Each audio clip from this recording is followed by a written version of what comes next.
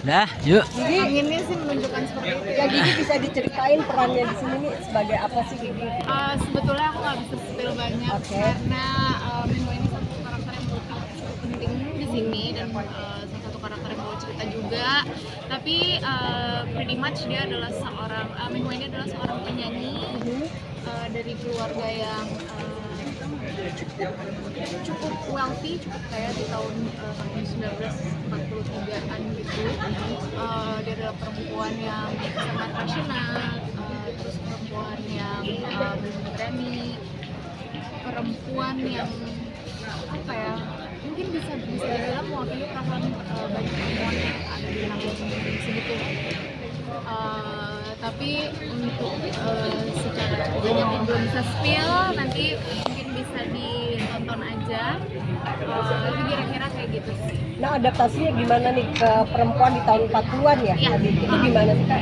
Adaptasinya sebenarnya sulit nggak sulit sih. Aku banyak dibantu sama Kak Paul juga dan banyak dibantu banget sama skrip.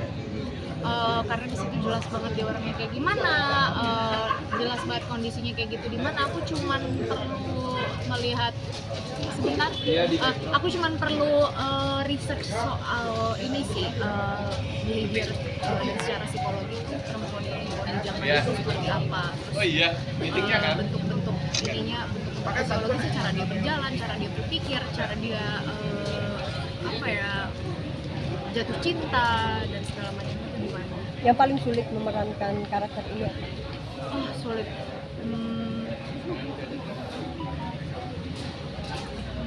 Sulitnya mungkin di ini kali ya, untuk masuk ke area yang aku nggak pernah hidupin sama sekali gitu. Itu kan cukup sulit ya, maksudnya untuk research dan segala macam itu cukup sulit karena materinya sedikit gitu. Aku ngeliat penyanyi peranakan Tionghoa tahun segitu aja di YouTube tuh nggak ada gitu. Terus udah gitu sempat ke Perpustakaan Nasional juga dan arsipnya di situ nggak terlalu banyak, buku yang aku bisa baca nggak terlalu banyak, tapi aku bisa dapat beberapa sejarah di sana dan nggak spesifik di Semarang juga sih aku dapatnya, lebih ke waktu itu di mana ya, aku lupa, ada beberapa daerah di Jawa Tengah juga, di daerah-daerah pelabuhan gitu.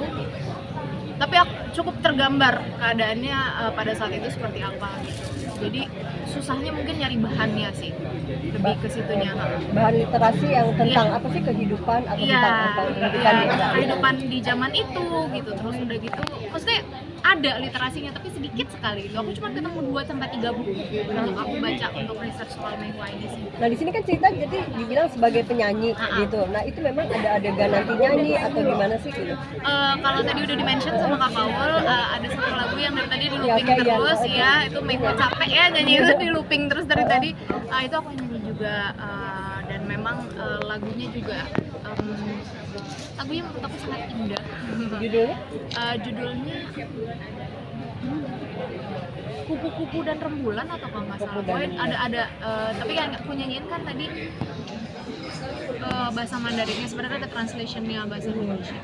Susah nggak sih nyanyi bahasa Mandarin? Kebetulan karena aku dari SD sampai SMA belajar Mandarin, dapat Mandarin, jadi pronunciation-nya aku masih ingat. Maksudnya walaupun aku nggak bisa baca tulisan ininya ya, Hanzhenya, mesti tulisan Mandarinnya aku nggak bisa baca. Tapi kalau sudah ditranslate menjadi huruf alfabet, aku bisa baca dan bisa pronounce. Dan dibantu juga sama Mbak Cici untuk pronunciation-nya supaya benar.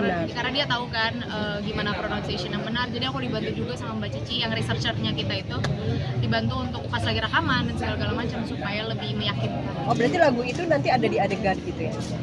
Ada. Satu atau dua lagu tuh soundtrack banyak sih. Satu lagu aja sih. Jangan lupa subscribe ya.